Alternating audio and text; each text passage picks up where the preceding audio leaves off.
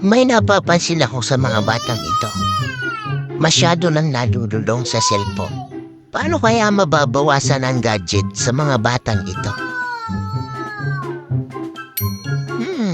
May naiisip akong idea. A few moments later.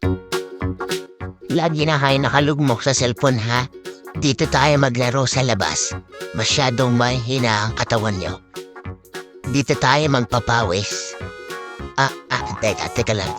Ang sakit ng likod ko. Ngayong nakakapanimbang ka na, pwede ka nang pabayaang sumemplang.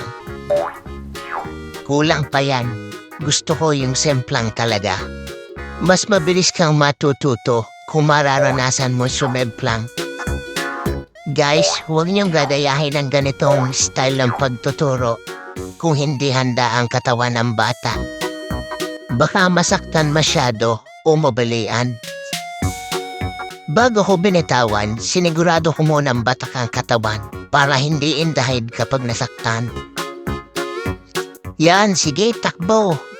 You know, may tuta pang nahabol. Damay-damay na. Wari ko'y hibas. Matibay din ang bulinggit na ito. Siyempre, kailangan matibay din ang braso kapag sumemplang. Pero wag naman sobra at mahamabansot.